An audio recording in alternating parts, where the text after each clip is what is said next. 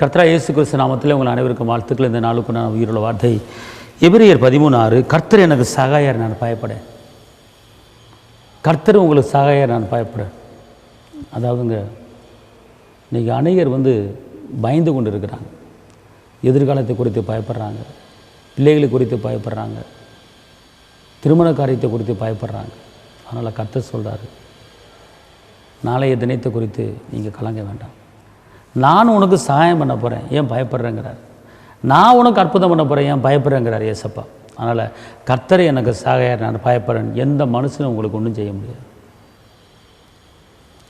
சகாயம் பண்ணுகிறவர் நம்ம கூட இருக்கிறாருங்க, அற்புதம் பண்ணுகிறவர் நம்மோடு இருக்கிறாருங்க, அதிசயம் பண்ணுகிறவர் நம்மோடு இருக்காருங்க, செங்கடல் பிளந்தவர் நம்மோடு இருக்கிறாரு, கசப்பான தனியாக மதுரம் மாத்திரம் நம்மோடு இருக்கிறாரு.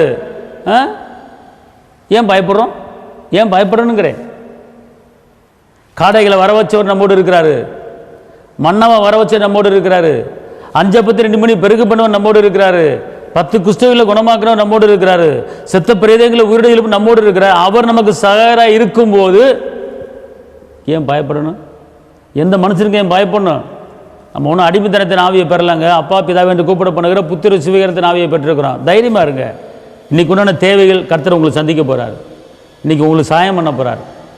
இன்றைக்கி ஒரு சகாயம் பண்ண போகிறார். உங்கள் கடன் அடைய போகுது, உங்கள் பிரச்சனை மாறப்போகுது. இயேசுவை நம்புங்க, உங்களை கைவிட மாட்டார். உங்களுக்கு நான் ஜெபிக்கிறேன். தகப்பனே இயேசுவே, நன்றியோடு துதிக்கிறேன், ஸ்தோத்திரிக்கிறேன். ஆண்டவரே, கர்த்தர் எனக்கு சகாயர், நான் பயப்படுறேன். எந்த மனுஷனும் ஒன்றும் செய்ய முடியாது. இந்த வார்த்தையை கேட்டுக்கொண்டு இருக்கிற ஒவ்வொரு தேவ பிள்ளை வாழ்க்கையில் ஒரு அற்புதம் செய்யுங்க, ஒரு அதிசயம் செய்யுங்க. எந்த மனுஷனும் ஒன்றும் செய்ய முடியாது. இயேசுவின் நாமத்தில் பிள்ளைகளை இரத்த கோட்டைக்குள் மறைத்துக் கொள்ளுங்கள். இயேசுவின் நாமத்தில் பிதாவே, ஆமென். கர்த்தர் உங்களை ஆசீர்வதிப்பார். அல்லேலூயா.